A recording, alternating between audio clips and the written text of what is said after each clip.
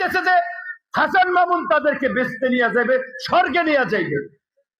আরে মিয়া, হাসান মামুনের নিজের তো পায়ের নিচে মাটি নাই। শিবলু খান যেটা বলেছে বিএনপি করবেন, ভালো কথা, তো বিএনপির প্রধান তারেক রহমানের সিদ্ধান্ত মানবেন না, তাকে বৃদ্ধাঙ্গুলি দেখাইবেন, আর হেইবারে আপনার কমিটিতে নেবে, আবার আপনার ফিরিয়ে নেবে। সেবাটায় কি এত পাগল?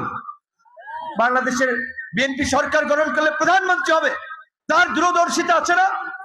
আজকে দেখেন, আপনারা যদি দেখি, আমি কিছুক্ষণ আগেই সোশ্যাল মিডিয়াতে দেখছিলাম আপনার নারায়ণগঞ্জের ওয়ার্ডের কমিটির সভাপতি সাধারণ সম্পাদককে আজকে রিজভি স্বাক্ষরে বহিষ্কার করা হয়েছে। কেন? নিশ্চয়ই তারা দলীয় সিদ্ধান্তের বাইরে গিয়ে কাজ করতেছিল। আজকে এখন এই বরিশালের ভাষায় বললে বিএনপির পাইন মারিয়া আপনি তারেক রহমানের ছবি ঝুলাইয়া খালেদা জিয়ার ছবি দিয়া বিএনপির অফিস করেন। হ্যাঁ, আজকে এই বিএনপিকে তো ডুবাইতেছেন আপনারা। জাতীয় নির্বাচনের পরে সামনে স্থানীয় নির্বাচন, যদিও স্থানীয় নির্বাচন নির্দলীয় প্রতীকে হবে, বিএনপি প্রার্থী দেবে, কিন্তু মামুনরা বিশৃঙ্খল করে মানুষ উস্কাই দিচ্ছে। ওই সময় দেখবেন একজনের জায়গায় তিনজন দাঁড়াই যাইবে। সারা দেশে দলের ক্ষতিটা করছে কারা? এই হাসান মামুনের মতো সুবিধাভোগীরা। সুবিধাভোগী বললাম এই কারণে, আজকে আমরা যে ইউনিয়নে দাঁড়িয়ে সমাবেশ করছি, জনাব আলহাজ শাহজাহান খান সাহেব আমৃত্যু বিএনপির জন্য করেছেন, বিএনপিকে এই জনপদে প্রতিষ্ঠিত করে গিয়েছেন, বিএনপির প্রোগ্রামে গিয়ে হামলার শিকার হয়েছেন।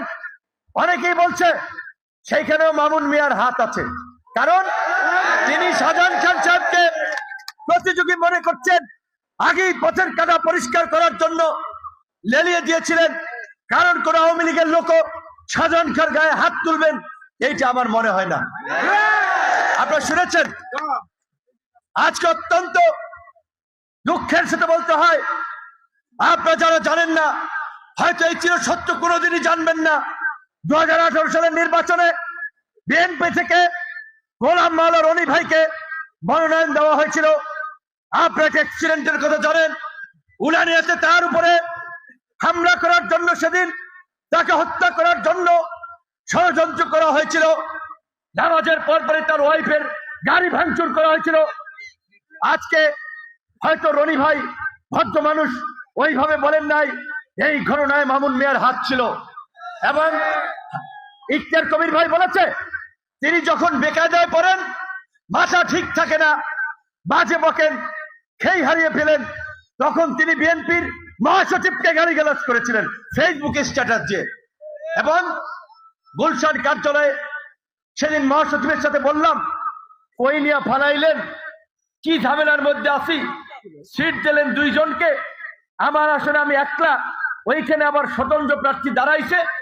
27 বছর ধরে কমিটি তার একক নিয়ন্ত্রণে, যে শাহজাহান খান সাহেব বস্ত্রমামিয়াকে পরিচয় করে দিয়েছে বিশিষ্ট শিল্পপতি। আপনারা জানেন, এই চর বিশ্বাস চরকাজল নয়, গলছপা 10 মিনা নয়, পটুয়াখালী নয়, বরিশালের মধ্যে তিনি একজন অন্যতম শিল্পপতি মানুষ ছিলেন।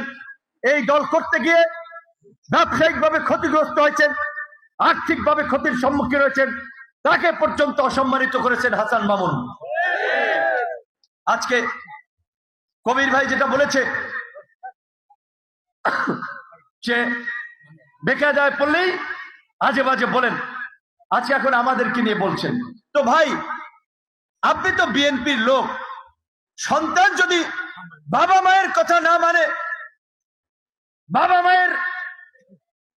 বাবা মাকে অশ্রদ্ধা করে, বাবা মাকে বাজে ভাষায় কথা বলতে পারে, সেই সন্তান কি কখনো আদর্শিক সন্তান হতে পারে?